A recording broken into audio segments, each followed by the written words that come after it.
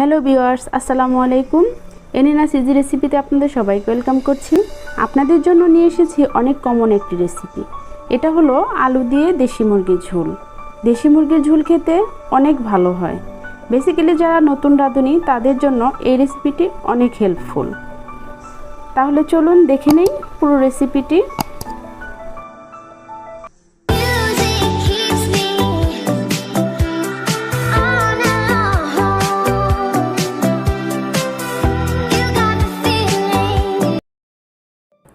এখানে আমি মুরগির মাংসগুলো ধুয়ে নিয়েছি। আরও নিয়েছি দেশি আলু। আলুগুলো আমি সেদ্ধ করে ছুলিয়ে তারপরে মাঝখানে কেটে নিয়েছি। আর মশলাগুলো দেখিয়ে দিচ্ছি। এখানে শুকনো মরিচের গুঁড়ো নিয়েছি 2 চামচ, আদা বাটা 1 চামচ, রসুন বাটা 1 চামচ, রাঁধুনি গুঁড়া সস নিয়েছি একটু, লবণ পরিমাণ মতো, জিরের গুঁড়া নিয়েছি 1 চামচ, ধনিয়া গুঁড়া নিয়েছি 1.5 চামচ, আর হলুদ গুঁড়া নিয়েছি 1.5 চামচ, আর তেজপাতা নিয়েছি একটা, সাদা এলাচ 7-8টা নিয়েছি আমি, ভেতরের দানাটা একদম মিশিয়ে ভালো করে থেতলে নিয়েছি, দারচিনি নিয়েছি, পেঁয়াজ তো লাগবেই। তো প্যানে আমি প্রথমে তেল দিয়ে দিচ্ছি। তেল দিয়ে একটু লবণ দিয়ে দিচ্ছি। তেলে লবণ দিলে হয় কি এটা ছিটে আসে না, হাতে লাগে না। তারপর আমি এখানে দিয়ে দিচ্ছি সামান্য পরিমাণের হলুদ গুঁড়া, আর দিয়ে দিচ্ছি মরিচের গুঁড়া। দিয়ে আমি তেলের সাথে একটু মিশিয়ে নিচ্ছি। নিয়ে এখানে এই সেদ্ধ করা আলুগুলো আমি ভেজে নিব। সবগুলো আলু দিয়ে দিচ্ছি, দিয়ে ভালো করে তেলে মিশিয়ে ভেজে নিচ্ছি।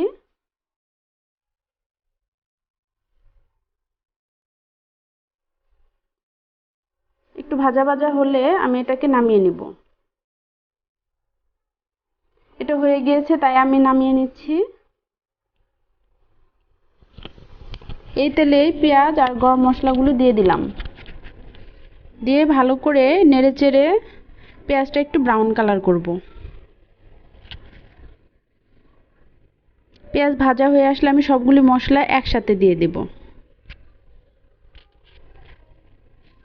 দিয়ে তেলে হালকা একটু ভেজে নেব যাতে খুব ভালো একটা ফ্লেভার আসে। তারপর আমি এখানে পানি দিয়ে দেব। পানিটা কুসুম কুসুম গরম করে নিয়েছি আমি। তো মশলাটা আমি ভালো করে কষিয়ে নিব। ঢাকনা দিয়ে এমন করে নিলে তাই হাতে ছিটে আসবে না, হাতে গরম লাগবে না। আমি ভালো করে মশলাটা কষিয়ে নিচ্ছি। কষানো হয়ে গেলে এবার আমি মুরগির মাংসগুলো দিয়ে দিচ্ছি।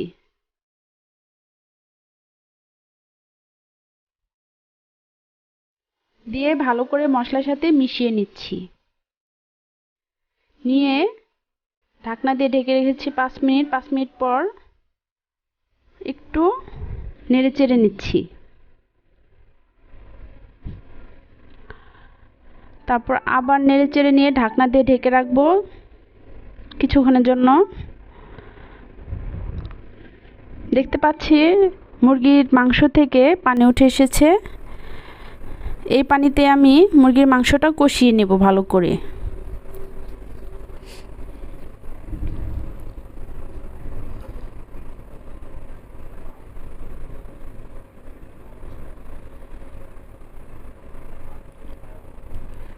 মাংসটা ভালো করে কষানো হয়ে আসলে আমি এখানে আলু দিয়ে দেব।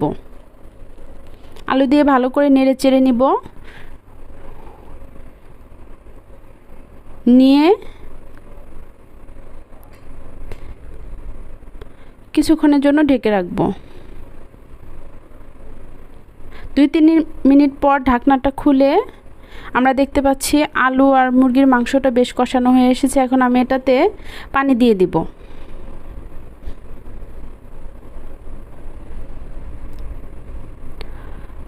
আমি বেশ ভালোই পানি দিব যাতে মুরগির মাংসটা সেদ্ধ হয় আর একটু তরকারিটা ঝোল ঝোল থাকে।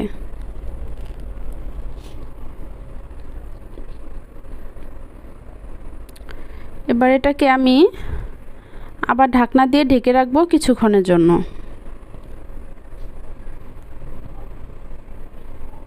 কিছুক্ষণ পর আমরা দেখতে পাচ্ছি বেশ ঝোলগুলো শুকিয়ে গিয়েছে।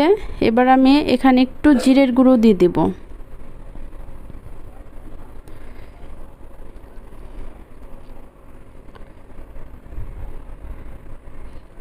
তারপর একটু ভালো করে নেড়েচেড়ে মিশিয়ে নেব।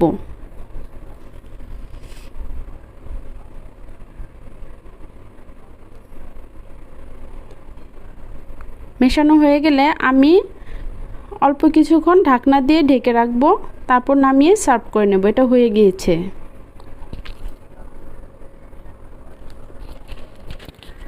এটা পুরোপুরি রেডি ভাত, পরোটা, রুটি দিয়ে খাওয়ার জন্য। দেখলেন তো কত সহজেই হয়ে গেল দেশি মুরগির ঝোল। এটা খেতে কিন্তু অসম্ভব মজা। আমি খেয়ে দেখেছি, খুব ভালো লাগছে। আপনাদের যদি ভালো লেগে থাকে অবশ্যই আপনারা রান্না করে খাবেন। আপনারা সবাই ভালো থাকবেন। ইনশাল্লাহ নেক্সট আবার আরেকটা রেসিপি নিয়ে হাজির হব। সে পর্যন্ত আল্লাহ হাফেজ।